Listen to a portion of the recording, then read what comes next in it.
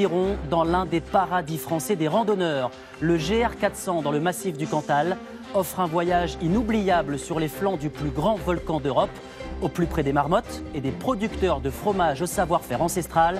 C'est à découvrir à la fin de ce journal. Avant de refermer ce journal, un voyage dans le massif du Cantal, petit paradis des randonneurs. Ils sont près de 500 000 chaque année à emprunter les sentiers du GR 400 sur les flancs du plus grand volcan d'Europe. En chemin, les amoureux de la nature rencontrent des marmottes et des producteurs de fromage au savoir-faire ancestral. Carole Guyon avec Guillaume Beaufils. L'agence Saint-John, vous voyez. Donc là, c'est facile à reconnaître parce que les feuilles sont opposées 2 à 2, vous voyez. Allez, c'est parti. Yves Pérez est guide de randonnée au cœur du massif du Cantal. Le plus ancien des volcans d'Auvergne et le plus vaste d'Europe. Un paradis pour les amateurs de pleine nature et pour les randonneurs, nombreux cet été à emprunter le GR 400. Tout est merveilleux. Vous me diriez, je vous offre une semaine à New York, j'y vais. Non, j'y vais pas.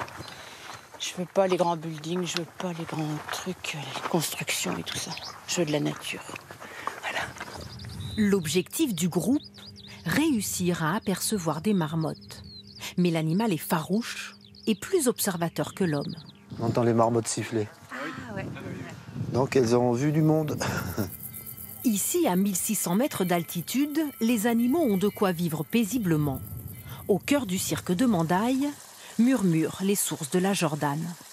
C'est un cirque qui est bien alimenté en neige. Ce versant est très bien enneigé. Il y a des congères, il y a des grosses épaisseurs de neige. Et puis au printemps, ça s'infiltre. Puis ça crée justement des écoulements d'eau comme on voit là. Au gré des sentiers, on découvre des burons.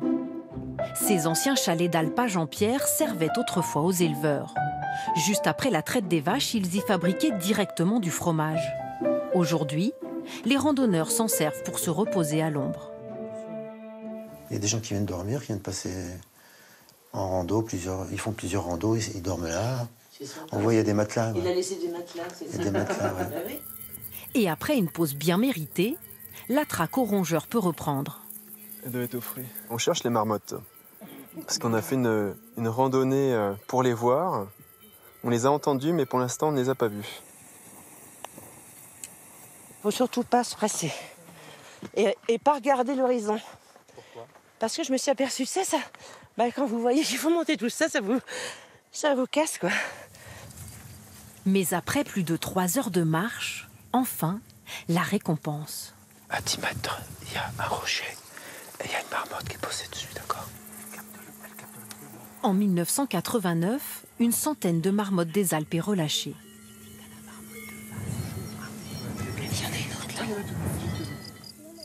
L'opération est un succès. Les colonies se sont multipliées. Ça y est, on les a vus, on a eu de la chance. C'est super vraiment de les voir comme ça, observer, parce qu'elles nous regardaient autant que nous, on pouvait les regarder. Donc c'était très bien, ouais. Autre animal emblématique de la région, la vache salers. Le long du GR 400, on en croise beaucoup, jusqu'au buron d'Algour, à Saint-Paul-de-Salers. C'est le dernier buron encore en activité aujourd'hui. Hélène, allez. Ici, chaque veau répond à l'appel de son prénom. Allez, viens. La traite, elle aussi, est surprenante. Je leur fais passer les 4 trayants pour qu'ils amorcent le lait et qu'ils prennent le premier jet. Et la salaire, si elle n'a pas son veau à côté, elle ne donnera pas le lait.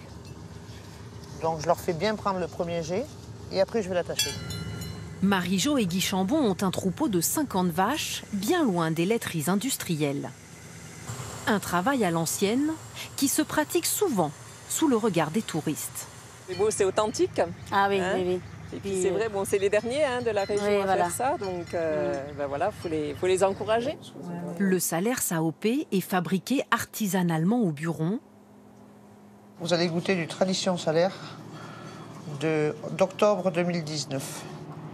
Allez-y, goûtez-le. Pour acheter ce fromage directement au producteur, il faut compter 20 € le kilo. Ça, c'est un produit digne des chefs étoilés. C'est le plus grand merci qu'on puisse avoir.